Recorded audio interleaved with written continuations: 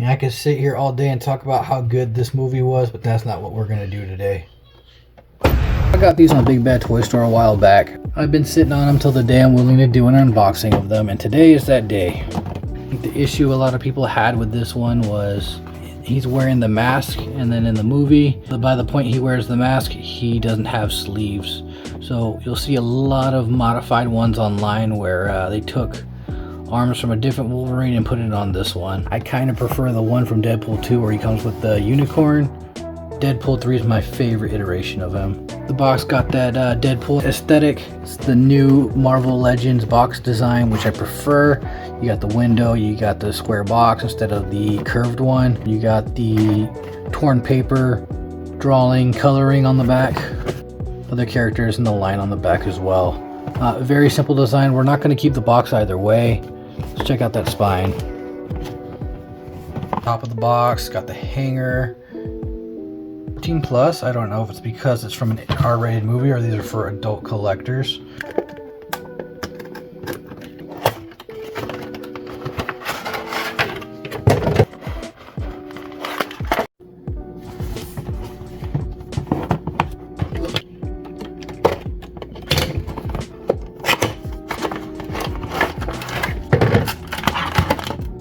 Okay, so here's the tray with all of Deadpool and Wolverine's accessories. As you can see, it's very simple. Each of them don't come with very many accessories. Wolverine's accessories, you got the unmasked face, you got a closed hand, and you got an open hand. He's displayed with his claws out. Now, this one, you got two gun holding hands, two swords, and a knife as the accessories. Does have the guns on in the holsters. I'm assuming that they come out so he can hold them with the gun holding hands. Maybe Wolverine can hold one of them with his open hand. Let's start with Deadpool. Let's take him out of the box.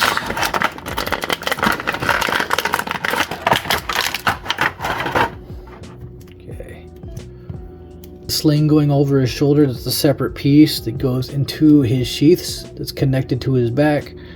They're pretty rubbery. They got holes in them, so it's easier for the swords to slide in and out. Joints aren't too tight. They snap into certain points to make it a tight fit. Got some open hands, but they're not the trigger holding hands. So these are for holding the swords.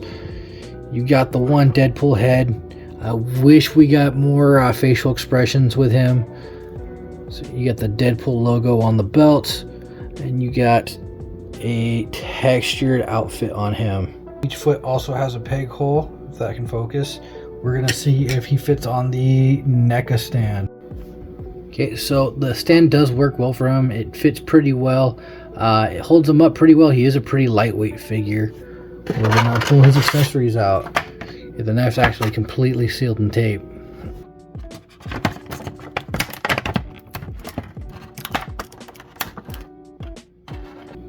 The swords are pretty small.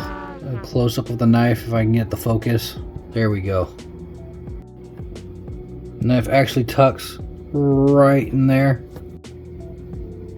His swords are pretty tiny. It is a little awkward how tiny they are. Other Deadpool figures I've had, the swords did not look that small. Okay, we're gonna see how well these fit inside those sheaths. Come on.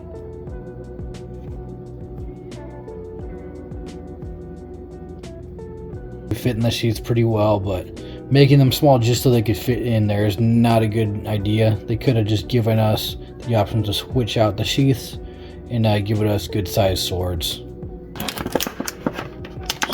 Pop those hands out. Get these hands off. How well do these hands come out? Let's see.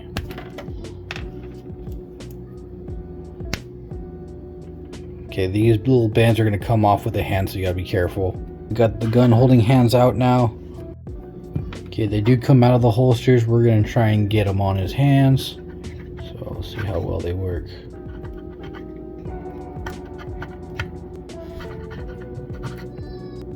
Okay, with a little effort you can get them on.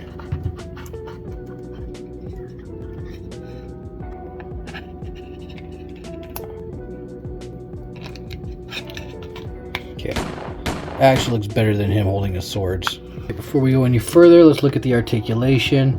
First off, he's got a butterfly joint. His head's on a ball joint. We're not going to take it off because there's no point. On focus. There we go. He has a great crunch. There's really no kibble because they do a good job at making the joints right at the seams. Only thing is, if you look very close at that, you can see right through his torso. His thighs pivot right at the holster, so hides that pretty well. Gun holding hands, they pivot up and down. Sword holding hands, they kind of pivot at a different direction. And so far the only downside is the swords. So you can get some great poses with this guy. They look pretty organic. I'll try to get a better base to do even more dynamic poses.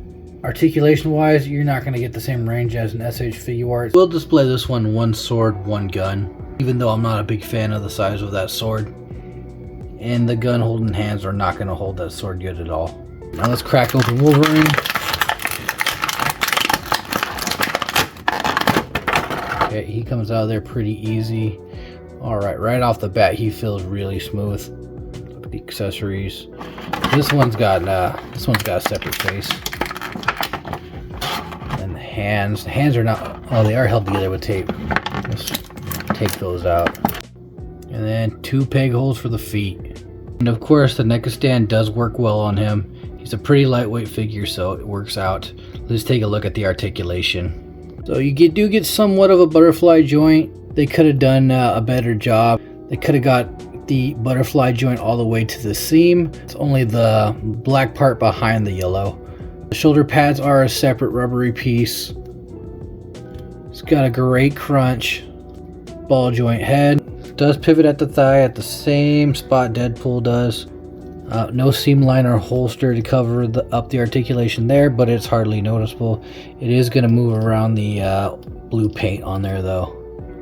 The belt is a separate rubbery piece with the X-Men logo. It's very textured, like the Deadpool one. Probably more than the Deadpool one. Now we're going to try swapping the head.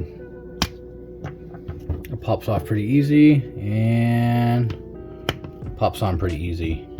The yellow looks really good on him. So the Hugh Jackman face looks a lot better than the Wolverine face. Are you really going to want to swap out the clawed hands for other hands though?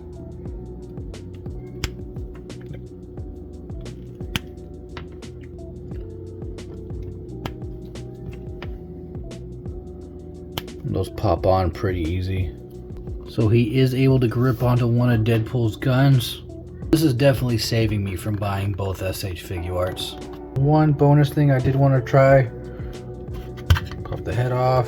We got this newer Marvel Legends Wolverine. I'm going to see if the head fits on there. Okay, the head does fit on there. Does it look natural? Not really. I mean, it looks cool. It's very muscular. You got the hair on the arm. It just doesn't. Something about it looks a little off. It doesn't look very organic. And proportionally, it doesn't look live action Wolverine. Try one more thing. Put this one on. Okay, does that look any better? That one actually doesn't look too bad. If you want to have a Wolverine mask for this Wolverine, this is not a bad alternative. Doesn't look too cartoony. Oh yeah, that looks pretty cool. Oh yeah, no, we're not doing that.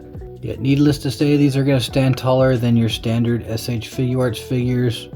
This is how they're going to stand next to Ultimate Spider-Man, which is for some reason taller than most Marvel Legends figures.